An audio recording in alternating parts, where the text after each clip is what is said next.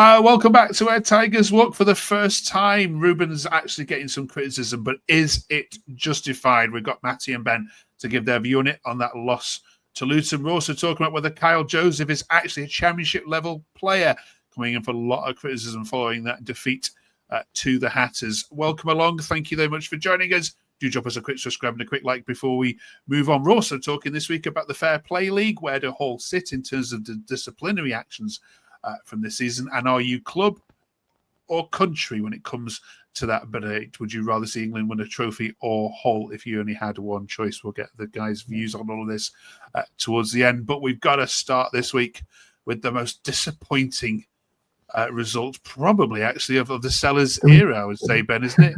Yeah. What happened? I don't know. I really don't know. There was no urgency. I think we looked just as poor as Luton did, but they got such a fluky goal, and then credit to them, they defended very well. Always in a 5, slightly changed to a 4 at one point, but they were always so fast to get behind the ball, and when we were on the attack, it was 2 or 3 going forward rather than as many as possible. It was always Gelhardt. In the second half, they nullified him quite well and pretty much stopped our main threat. It was just, I think it was one of them where you sort of thought when that sort of goal went in, it was like, it's just going to be one of those afternoons. Very unlucky, but yeah, we can't seem to get out of the rhythm of win a couple or get some good results and then fall back on a poor loss. And it's scary that we only have a few games left and we've not got long. The clock is very much ticking down. Absolutely. Let's look at some tweets. Cheers for that, Ben. Rich says, as bad as the players were individually, Ruben has to cop for that one. We weren't set up right from the first whistle, Matt. We missed a trick at half-time to rectify it, and the changes were made too late. An utter show. Well done, everybody. HCFC. Is he right in that? In terms of the first time we've got to call out Ruben Sellers? I don't think he made many mistakes with the starting lineup, and again, it was a game that I thought we actually first half were quite reasonable in terms of going forward. But what baffled me was the changes. I think it was clear that Gelhardt was having a strong game and was playing really well on that left-hand side. And to be fair, I thought Kamara, a lot of people around me were saying Kamara was out of the game, but I thought he did okay. But then second half, when he changed him to the left-hand side, he just was not in the game whatsoever. So for me, I think he made the wrong changes. Again, he put Gelhardt in the middle. I mean, I know I've been an advocate for him to play through the middle, but if it's kind of working, why change it?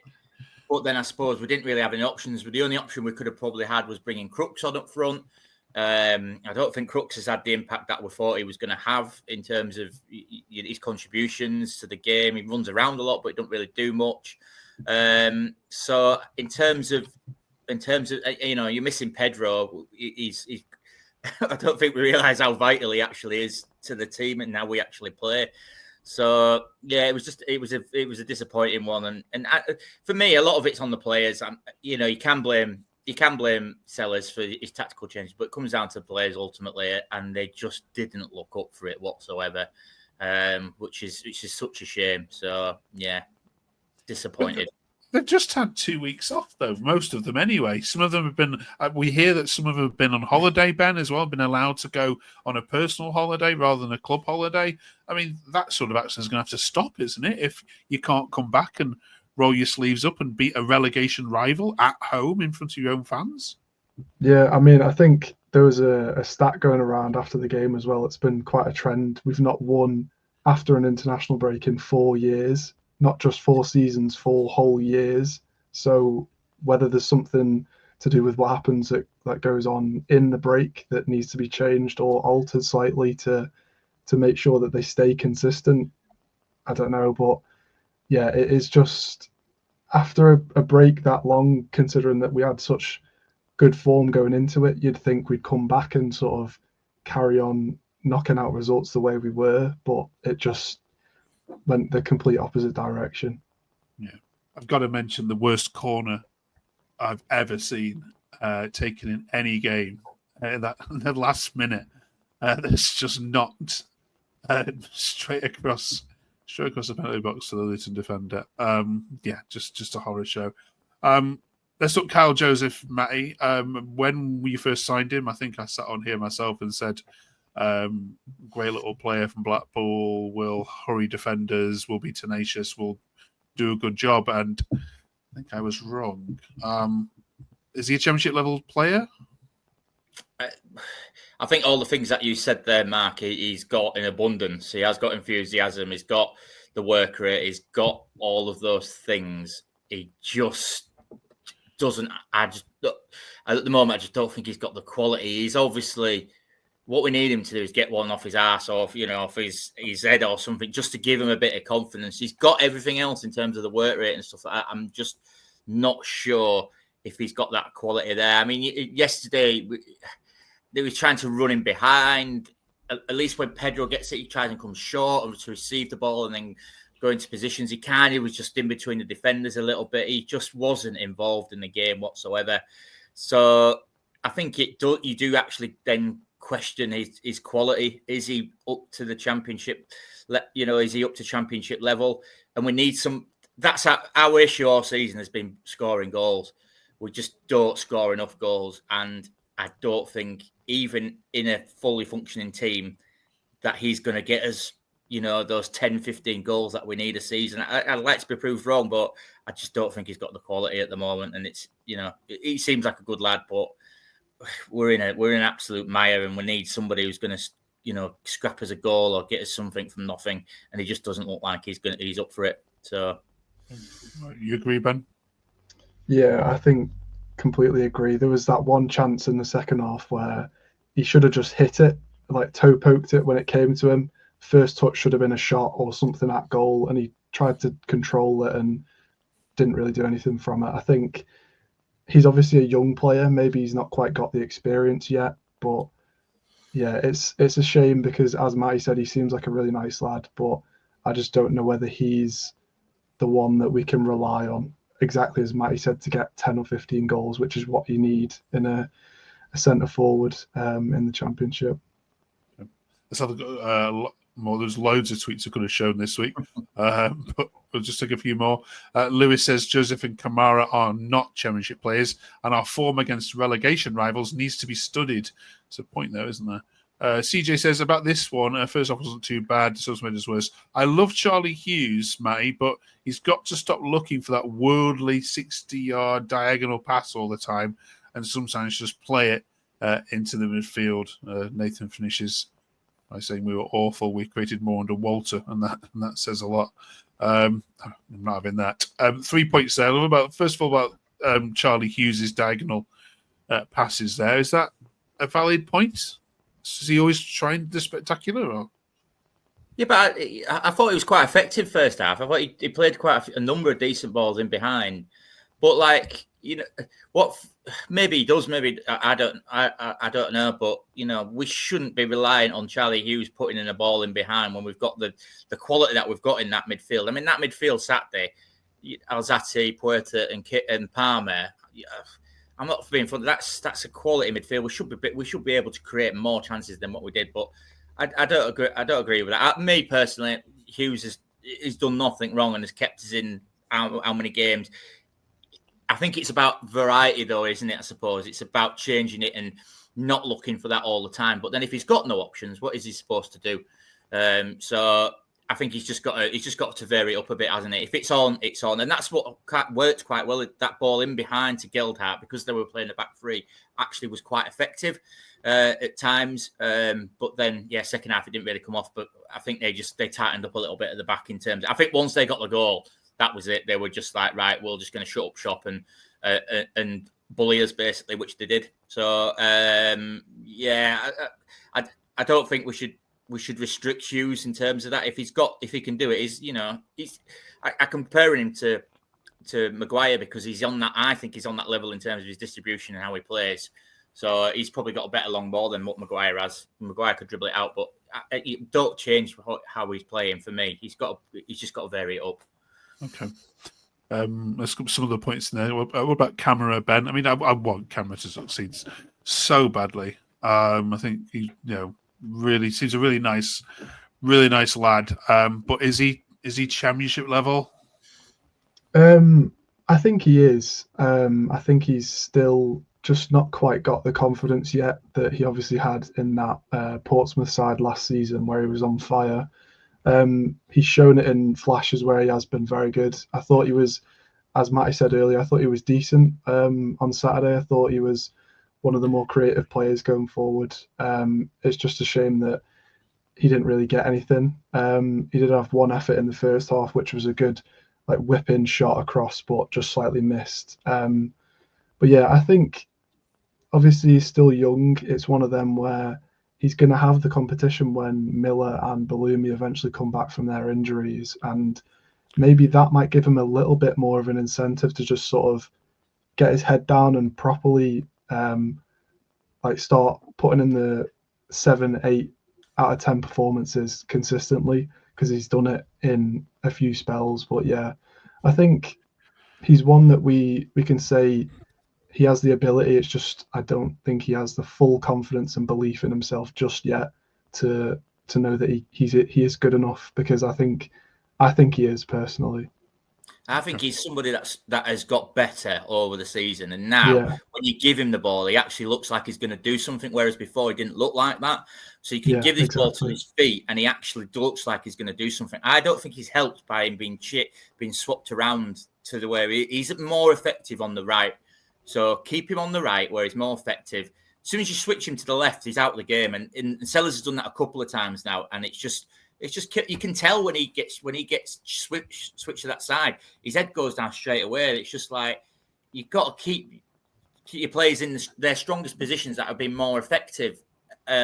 So that comes down to Sellers for me. Just keep him in his position where he is. If he's not performing on the right hand side, then take him off and bring somebody else on to fill in that. Amrabat came on. He can come on for 15, 20 minutes and have an impact. But he's a better player than what we got at the beginning of the season. And I think there's potential there with him to do more. He just needs to contribute more in terms of we've said, goals and assists and stuff like that. But he's definitely a better player than what we at the beginning of the season. So, okay. Right, cheers for that, fellas. We'll leave the Luton game aside there and look ahead now. Thank you. Now, when you say to most sides that you've got 2 away games coming up, most would shriek with horror. But actually, for Hull, it's quite the opposite effect, isn't it? Let's get away from the MKM. And also, last time you went to Sheffield, you came back with 3 points. So that's where you head again this weekend, only to the blue half of the city. Followed up with a midweek trip to Watford, who themselves are really struggling for form. So, Ben, are you slightly confident this could be at least 3 points, 4 points? I'm hoping so, yeah. And last time I predicted 4 points, we got 4 points, so I'm going to predict it again. I think Sheffield Wednesday away is going to be a tough game, but usually after a poor loss, we do seem to bounce back quite well. And whether it's a draw or a win, we put in a decent performance. So against someone like that, that'll be a very positive result. And then, like you said, Watford are just all over the place in terms of form and picking up points here and there. So, yeah, I think we've got a good chance of 4 points. It's just whether we are able to pick ourselves back up after such a disappointing low against Luton. But yeah, I'm hopeful that we will be able to get 4 points from them too.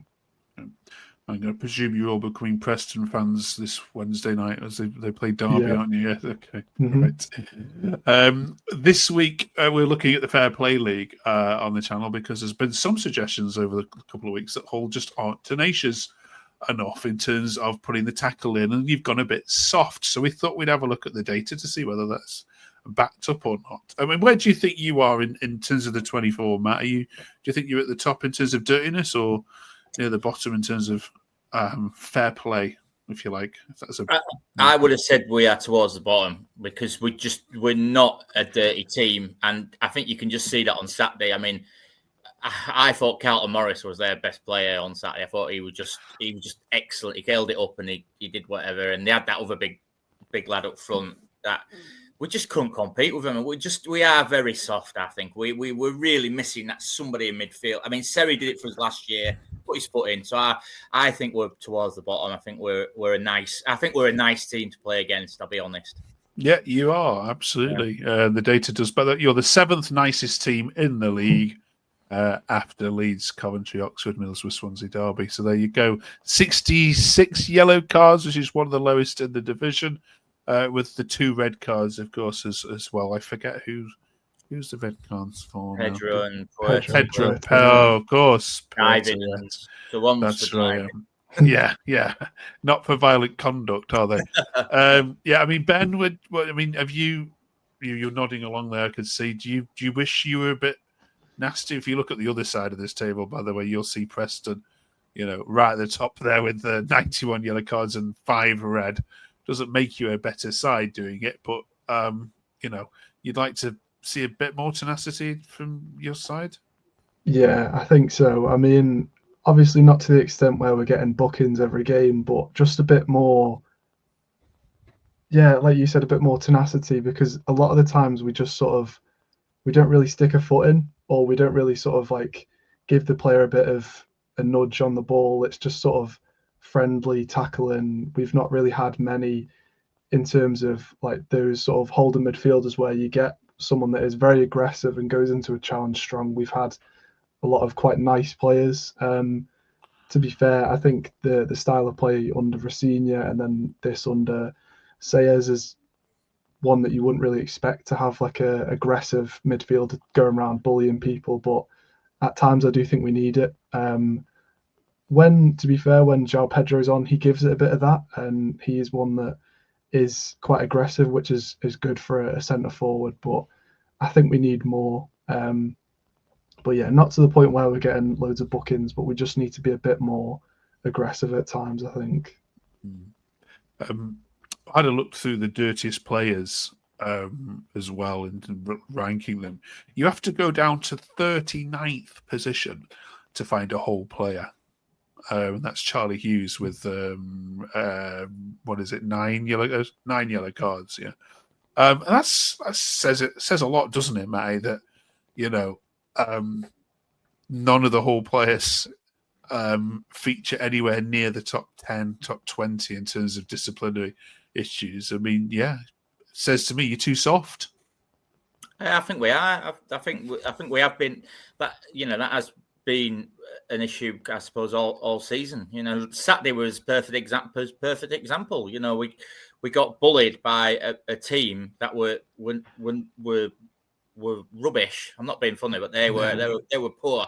They were poor, but they bullied us, and we just couldn't compete with it. And it happened last season. We are, and if you think about the goals that we concede as well from crosses, we're not aggressive enough in the air. And I like Alfie Hughes. I think last season he had a great season, but for me, he's too nice. You put up somebody big up against him, he struggles.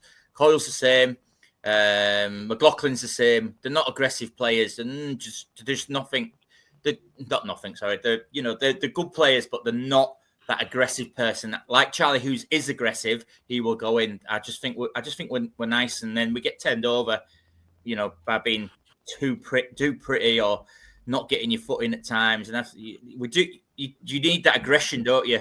I mean, any level of football, you need that aggression, and if you don't have it, you're just going to get turned over. Some games you need to dig in, and we have dug in sometimes, and it's been great. But we just it's all the time. You've got to be on it, and if we're not, we just get found out, I think. Okay, all right. Let us know what you think in the comments below. Have you noticed yourself, Hull being a little bit, unmooling, I suppose I will use as a descriptive word. Right, club versus country to finish off then, please. So we're asking all our clubs this. Ben, in your lifetime, you can only see one of these events before you hit the grave. England winning the World Cup or Hull winning a significant domestic trophy? I think it's got to be City winning a domestic trophy. We came so close against Arsenal, but just wasn't to be. But yeah, I think the journey towards that, the cup run, all of the stuff behind it, having a good season in the Championship or in the Premier League and getting that satisfaction of winning it at the end. Yeah, I think it's got to be, for me, it's got to be club winning a major trophy. It's just so much different. There's so much more personal attachment to it rather than the countryside. So yeah, it's got to be City winning something. Okay, Matty. Yeah, I totally agree. You know, we've in our history, we've hardly done anything. We've had limited success. The success that we have had is, you know, a couple of playoff final wins, which were fantastic. As Ben said, the FA Cup final, which we were unlucky, and I was fortunate then to go, you know, away with City in Europe, which I'd never thought I would ever see, and have a great time in Belgium for 3 days. I don't remember the match much, but you know, it was one of those things where I had a great time. So I would much rather see us win something than England do it. I mean, I didn't even watch. I think I didn't watch the game on Friday, and I watched a little bit of the one on Monday. I can't really ask, to be honest. It don't appeal to me at the minute. So yeah, maybe next season, Mark. You know, Leyland Daft Cup or whatever it's called. Is that a major trophy? Is that a major trophy? The Papa John's Pizza Trophy. I'll take that every day. Yeah. Absolutely. Brilliant. Okay. All right. Okay. It's interesting the North-South to split on this. Generally, the Southern fans we spoke to put country first over club. So, yeah, I think us Northerners, have made a different stuff, aren't we? Right. Enjoy your trip to Sheffield. We'll catch you after the Wednesday game, both of you. Thank you very much. Thank you very much for watching. Help us get to that 300 subscribers. That'd be amazing if you can help us. Just push us over. That'd be great. And we'll see you in 7 days' time. Thanks so much for watching.